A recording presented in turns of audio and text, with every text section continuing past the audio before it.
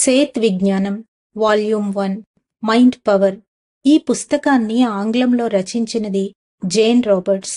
దీనిని తెలుగులో అనువాదం చేసిన వారు వివి రమణ గారు.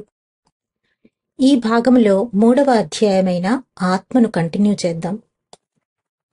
ప్రతి జీవకణం కూడా దేహమంతా జరుగుతున్న జీవరసాయనిక చర్య పట్ల ఎంతో ఎరుకత కలిగి ఉంటుంది. మీ మైండ్ నుంచి వెలువడే ప్రతి ఆలోచన తరంగానికి, భావనకు, ఉద్వేగానికి మీ దేహంలోని జీవకణాలు ప్రతిస్పందించి సహకరిస్తాయి. మానవ జెనెటిక్ నిర్మాణానికి, భూమి మీద ఇతర జీవజాతుల జెనెటిక్ నిర్మాణానికి మధ్య ఇచ్చిపుచ్చుకునే పద్ధతిలో చైతన్య పరిణామం జరుగుతుంది. మీరు జీవజాతుల చైతన్య పరిణామానికి తోడ్పాటునందిస్తే, జీవజాతులు మానవ చైతన్య పరిణామానికి తోడ్పాటునందిస్తాయి. ప్రతి ఆత్మశకలము తన పరిణామానికి కావలసిన భౌతిక దేహాన్ని ఎంచుకుని జీవితమనే ఆటను ఒక సవాలుగా స్వీకరిస్తుంది. ప్రతి ఆత్మశకలానికి జీవితం ఒక ఆటలాగా ఉంటుంది. ఒక లోకంలో కొన్ని లక్ష్యాలను ఎన్నుకొని వాటిని సాఫల్యం చేసుకోవడం కోసం ఆత్మశకలాలు భౌతిక దేహాలను తీసుకుంటాయి. మరి ఆ లోకములో ప్రవేశించిన తరువాత, అంటే జన్మ తీసుకున్న తరువాత, తమకున్న శక్తి సామర్థ్యాలను ఉపయోగించి చైతన్య పురోభివృద్ధి చెందుతూ విశ్వ చైతన్య పురోభివృద్ధిని పెంచుతుంది. ఇక్కడ ఉన్న మానవ జాతి భూభౌతిక పదార్థంతో మారిన జీవరసాయనిక శక్తిని ఎంచుకొని దేహాలను తీసుకోవడం జరిగింది. అట్లాగే ఇతర జీవజాతులు కూడా భూభౌతిక రసాయనిక శక్తిని తీసుకొని దేహాలను తీసుకున్నాయి. మానవ జాతి ఎంచుకున్న చైతన్య పరిణామం తాలూకు లక్ష్యాలకు అనుగుణంగా దేహ నిర్మాణం జరిగింది. దేహంలోని క్రోమోజోములు అందుకు అనుగుణంగానే సృష్టించబడినాయి. ఇతర గ్రహాంతరవాసులు లేదా ఇతర గెలాక్సీలలోని నక్షత్రవాసులు భూమి మీద జీవజాతులతో సంపర్కం చెందడం ద్వారా మానవ దేహాలు సృష్టించబడలేదు. భూమి మీద చైతన్య పరిణామానికి అనుగుణంగా భూభౌతిక జీవ రసాయనిక శక్తి, విద్యుదయస్కాంత శక్తి సంయోగంతో మానవ దేహ నిర్మాణం జరిగింది. మూల చైతన్యం నుండి వెలువడిన ఆత్మశకలాలు మానవ దేహం తీసుకుని టపీమణి ఊడిపడినట్లు భూమి మీద ప్రవేశించాయి. ఇతర జీవజాతులు కూడా ఈ భూమి మీద చైతన్య పరిణామానికి అనుగుణంగా రకరకాల దేహాకృతులను తీసుకుని టపీమణి భూమి మీద ఊడిపడినాయి. భూమి మీద ఈ దేహాకృతిని తీసుకున్న జీవజాతి మనుగడ కొన్ని కోట్ల సంవత్సరాల తరబడి ఉంటుంది. ఫలానా దేహాకృతి ద్వారా చైతన్య పరిణామం ఇక భూమి మీద అవసరం లేదనుకున్నప్పుడు ఆ జీవజాతి భూమి మీద నుండి నిష్క్రమించి ఇంకొక లోకానికి ప్రయాణం చేస్తుంది. అక్కడ ఆ లోకానికి అనుగుణంగా దేహాన్ని మార్చుకుని చైతన్య పరిణామం చెందుతుంది. ఇప్పుడు మీరు కలిగి ఉన్న మానవ దేహం ప్రత్యేకంగా ఎంచుకొని ఆత్మ చైతన్య పరిణామం కోసం భూమి మీద సృష్టించబడింది. డార్విన్ అనే శాస్త్రవేత్త సిద్ధాంతీకరించినట్లు కోతి నుండి మానవ దేహం ఉద్భవించిందనేది అసత్యం. మనిషి మనిషిగానే పుట్టాడు, పక్షి పక్షిగానే పుట్టింది, జంతువు జంతువుగానే పుట్టింది. భూమి మీద కొన్ని కోట్ల జీవజాతులు అలాగే సృష్టించబడినాయి.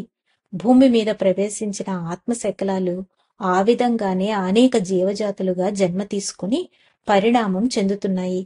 మానవ దేహం భూమి మీద శాశ్వతంగా అదే ఆకారాన్ని కలిగి ఉండాలన్న నిబంధన లేదు. భూమి మీద చైతన్య పరిణామానికి అనుగుణంగా దేహాకృతి ఉంటుంది. కొన్ని మిలియన్ల సంవత్సరాల తరువాత మానవ జాతి ఇంకొక దేహాకృతిలో ఉండవచ్చు. ఆ ఆకృతి అప్పటి చైతన్య పరిణామ పరిస్థితులకు అనుగుణంగా ఉంటుంది. మానవ దేహం ఫలానా ఆకారంలోనే భూమి మీద శాశ్వతంగా ఉండాలని రూలేమీ లేదు. భూమి మీద కోట్ల సంవత్సరాలు గడిచిపోయాయి. ఎన్నో నాగరికతలు అవతరించి అంతర్ధానమైపోయాయి. మనిషి తల, జంతువు దేహం, జంతువు తల, మనిషి దేహం, మనిషి తల, పక్షి దేహం, పక్షి తల, మనిషి దేహం, ఇలా రకరకాల కాంబినేషన్ గల జీవజాతులు భూమి మీద అవతరించడం జరిగింది. ఈ భూమి మీద లేదా విశ్వంలో ఏ లోకంలోనైనా ఏదైనా సంభవమే. ఆత్మశకలాలు దేహాలను ఏ కాంబినేషన్లోనైనా ఎంచుకుని అవతరించగల స్వతంత్రతను కలిగి ఉన్నాయి. ఈ భూమి మీద ప్రవేశించే ఆత్మశకలాలు వివిధ రకాల కాంబినేషన్లతో దేహాలను తీసుకుని చైతన్య పరిణామం చెందగలవు. పాములాగా పాకే మనుష్యజాతి, పక్షిలాగా ఎగిరే మనుష్యజాతి, సముద్రాల లోపల నివసించే మనుష్యజాతి, వేల సంవత్సరాలు జీవితాయుష్షు గల మనుష్యజాతి, ఇలా అనేక రకాలు గల మానవ జాతులు ఇదివరకే భూమి మీద జీవించడం జరిగింది. ఆయా కాల పరిస్థితుల్లో చైతన్య పరిణామానికి అనుగుణంగా వాటి జెనెటిక్ నిర్మాణం ఉండేది, దేహ నిర్మాణాలు ఉండేవి. మీరు భూమి మీద వ్యవసాయం చేస్తున్నట్లే అప్పట్లో సముద్రాలలో నీటి లోపల నివసించే మానవ జాతి వ్యవసాయం చేసుకుని జీవించేవారు. ఈ విశ్వంలో ఏ లోకంలోనైనా ఏదైనా సాధ్యమే, ఏదైనా సంభవమే. గడిచిపోయిన కొన్ని నాగరికతల్లో మానవ జాతి కంటే ఎంతో తెలివైన వాళ్ళు, కొన్ని నాగరికతల్లో మీకంటే ఎంతో వెనుకబడిన వాళ్ళు ఉండేవాళ్ళు. అట్లాంటిస్ నాగరికత, లుమేరియా నాగరికతలు కొన్ని వేల సంవత్సరాల క్రితం భూమి మీద అంతర్ధానమయ్యాయి. అట్లాంటిస్ నాగరికతలో గల మానవ జాతి మీకంటే ఎన్నో వేల రెట్లు తెలివితేటలు కలిగి ఉండేవారు. వాళ్ళు అభివృద్ధి చేసిన సైన్సు, టెక్నాలజీ, మెడిసిన్ రంగాలు మీరు అభివృద్ధి చేసిన దానికంటే కూడా కొన్ని వేల రెట్లు మెరుగ్గా ఉండేవి. చైతన్య పరిణామంలో భాగంగా ఆ నాగరికత అంతరించిపోయింది. కొన్ని నాగరికతల్లో జంతుజాతులు మీకంటే ఎంతో తెలివైనవిగా ఉండేవి. అవి పనిముట్లు తయారు చేశాయి, వాహనాలు నడిపాయి, యుద్ధాలు చేశాయి. అవి కూడా సైన్సు, టెక్నాలజీ, మెడిసిన్లను అభివృద్ధి చేశాయి. ఆ జంతుజాతులు మానసికంగా ఎంతో పరిణితి కలిగి ఉండేవి. మనుష్య జాతి జంతువుల దగ్గరికి వెళ్లి ఎన్నో విషయాలు నేర్చుకున్నది. మనుషుల కంటే జంతుజాతులు మానసికంగా ఎంతో పరిణితి కలిగి ఉండేవి. మనుష్యులు జంతుజాతుల మధ్య ఎంతో సఖ్యత, సహకారం ఉండేది. పరస్పరము గౌరవించుకుని జ్ఞానాన్ని పంచుకుని చైతన్య పరిణామం చెందేవి. వైద్య శాస్త్రానికి, దేహ ఆరోగ్యానికి సంబంధించి ఎన్నో విషయాలు జంతుజాతుల నుండి మానవుడు నేర్చుకున్నాడు. సామాజిక ప్రవర్తన, దైనందిక జీవిత ప్రవర్తన లాంటివన్నీ జంతువులే మనిషికి నేర్పించాయి. ఇవన్నీ చదువుతూ ఉంటే మీకేమనిపిస్తుంది? ఈ విశ్వంలో మూల చైతన్య శక్తి నుండి ఆవిర్భవించిన ఆత్మశకలాలు ఏ దిశలోనైనా, ఏ దేహంతోనైనా చైతన్య పరిణామం చెందగలవని తెలుస్తుంది కదా. మీరు కల్పిత కథలని భావించే కథలలో మత్స్యకన్యలు, నాగకన్యలు, ఇంకా అనేక విషయాలు వినే ఉంటారు. మనిషి తల చాపదేహం, మనిషి తల పాముదేహం కాంబినేషన్లో కూడా జీవజాతులు ఇదివరకే భూమి మీదకు అవతరించి నిష్క్రమించాయి. అట్లాగే ఇతర జంతుజాతులు కూడా రకరకాల కాంబినేషన్స్ తో దేహాలు తీసుకోవడం జరిగింది. రాక్షస బలులు భూమి మీద కొన్ని మిలియన్ల సంవత్సరాల క్రితం ఉండేవి. వాటి చైతన్య పరిణామం భూమి మీద ఇక అవసరం లేదనుకున్నప్పుడు భూమి మీద నుంచి నిష్క్రమించినాయి. భూమి మీద మనుష్య దేహాలు గాని, జంతుజాతుల దేహాలు గాని, ఇతర జీవరాశుల దేహాలు కాని ఇతర గ్రహాంతరవాసుల సంపర్కం వల్ల సృష్టించబడలేదు. మానవ దేహంలోని క్రోమోజోములను, జెనెటిక్ నిర్మాణాన్ని ఇతర లోకవాసులెవ్వరూ సృష్టించలేదు, లేదా వాళ్లు భూలోక జాతులతో సంగమించడం ద్వారా ఏర్పడలేదు. ఆయా చైతన్య పరిణామ పరిస్థితులకు అనుగుణంగా జెనెటిక్ నిర్మాణం తయారయ్యి దేహ ఆకృతులను తీసుకుని ఆత్మశకలాలు భూమి మీదకు రావడం జరుగుతుంది. డైనోసర్స్ డిఎన్ఏ నిర్మాణం, జెనెటిక్ కోడ్, భాష అంతా ఇతర డైమెన్షన్స్ లో భద్రపరచబడి ఉంది. భూమి మీద వాటి చైతన్య పరిణామం అవసరమనుకున్నప్పుడు డైనోసర్స్ మళ్లీ భూమి మీద అవతరించగల అవకాశం ఉంది. భూమి మీద లేదా ఇంకొక లోకంలో అంతరించిపోతున్న జీవజాతుల తాలూకు డిఎన్ఏ ఈ విశ్వంలో గల కొన్ని డైమెన్షన్స్ లో గల లోకాలలో భద్రపరచబడతాయి. భూమి మీద చైతన్య పరిణామానికి ఆ అవకాశం లేకపోతే ఇంకొక లోకానికి ప్రవేశిస్తాయి. పులి, సింహం, ఇతర పక్షి జాతులు కొన్ని భూమి నుండి అంతరించిపోతున్నాయని మీ శాస్త్రవేత్తలు విశ్లేషిస్తున్నారు. వాటంతట అవి నిష్క్రమించాలనుకుంటే తప్ప మానవ జాతి వాటిని నిర్మూలించలేదు. జీవజాతులు ఒకదానికొకటి జనాభా నియంత్రణను చేసుకుంటున్నాయి. ఉదాహరణకు పాము జాతిని గద్ద, నెమలి నియంత్రిస్తుంది. కప్పజాతిని చేప, పాము, పక్షులు నియంత్రిస్తాయి. చిన్న జంతువులను పెద్ద జంతువులు తినేస్తాయి. ఇలా వాటి జనాభా నియంత్రణ కొనసాగుతుంది. అంతే తప్ప జంతుజాతిని నియంత్రించడానికి లేదా వాటిని చంపడానికి మానవ జాతికి ఎటువంటి పరిస్థితులలోనూ అధికారం లేదు. ఇవాళ చైతన్య పరిణామ క్రమంలో మానవ జాతి అన్ని జీవజాతుల కంటే ముందున్నది. సకల ప్రాణికోటి మానవ చైతన్య పరిణామానికి దోహదపడుతుంది. జంతుజాతులన్నీ కూడా మానవ చైతన్య పరిణామానికి ప్రత్యక్ష పరోక్ష సహకారాన్ని అందిస్తున్నాయి. జంతుజాతులన్నీ మానవ జాతికి అనుంగు తమ్ముళ్ల లాంటివారు. వాటిని చంపడం అంటే మానవ చైతన్య పరిణామాన్ని చంపుకోవడమే. మీరు కలలు కంటున్నట్లుగానే జంతుజాతులు, పక్షిజాతులు, ఇతర జీవజాతులు, వృక్షజాతులు కలలు కంటున్నాయి. మీరు లక్ష్యాలను నిర్దేశించుకుంటున్నట్లే అవి కూడా కొన్ని లక్ష్యాలను నిర్దేశించుకుని భూమి మీద ప్రవేశించాయి. జంతుజాతులన్నీ ఇతర లోకాల నుండి భూమి మీదకు వచ్చిన ప్రతినిధులు. దేహంలోని ఒక చెయ్యి విరిగిపోయి తొలగింపబడినప్పుడు అంగవైకల్యం ఏర్పడుతుంది.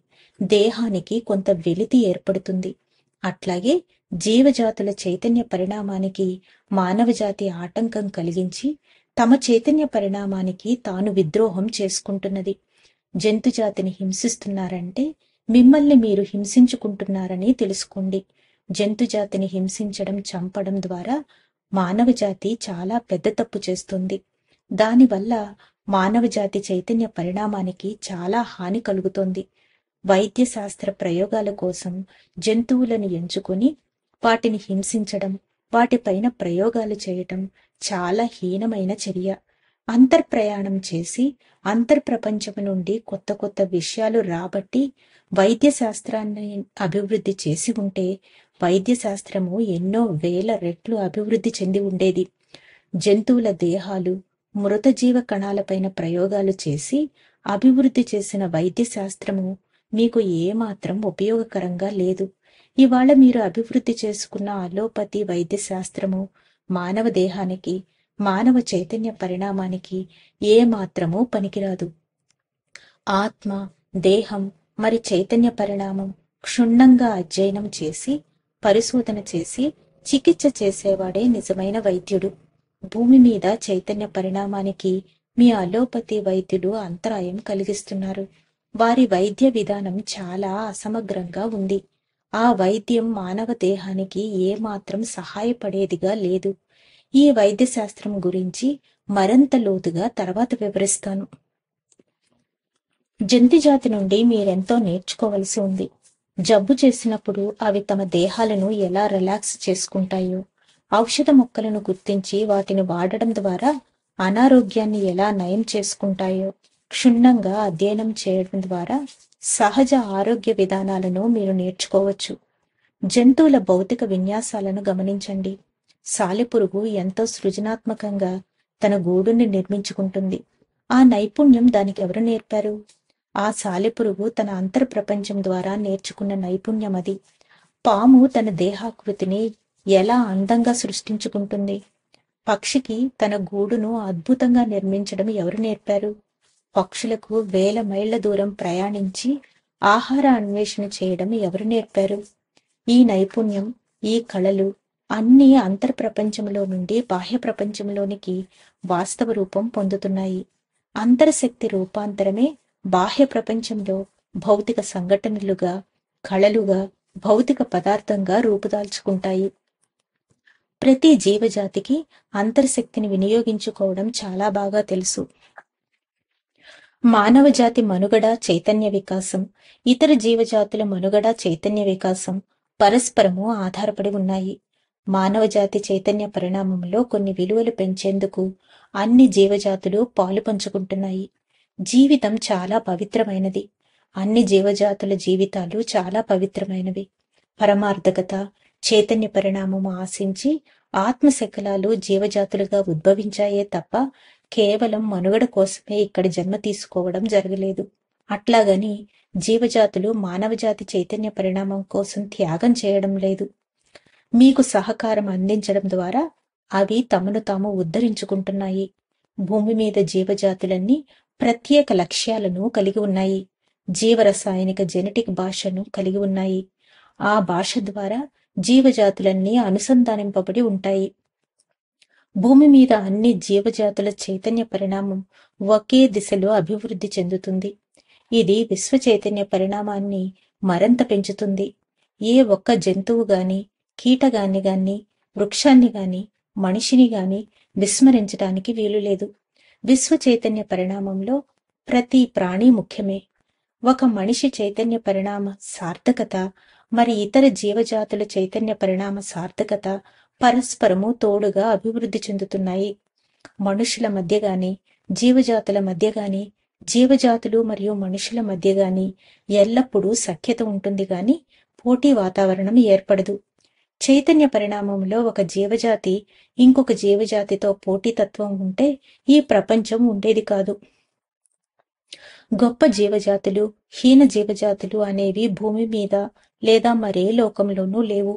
ఒక లోకం అంటే ఉదాహరణకు భూమి మీద మానవుడు మరి జీవజాతులన్నింటి జెనెటిక్ నిర్మాణం జీవరసాయనిక శక్తి పరంగా లింకులు కలిగి ఉన్నాడు. అన్ని జీవజాతుల కంటే ఎక్కువగా పెట్టలేనన్ని విధాలుగా మానవజాతి చైతన్య పరిణామం చెందడానికి అవకాశాలు ఈవేళ ఉన్నాయి. చైతన్య పరిణామం చెందటానికి గల కాంబినేషన్స్ మానవ జాతికి ఎన్ని ఉన్నాయంటే ఇవాళ మీ సూపర్ కంప్యూటర్స్ కూడా లెక్క కట్టలేవు. ధన్యవాదాలు మాస్టర్స్. 3వ అధ్యాయమైన ఆత్మలోని మిగిలిన భాగాన్ని రేపు తెలుసుకుందాం. అంతవరకు సెలవు తీసుకుంటూ పద్మజ.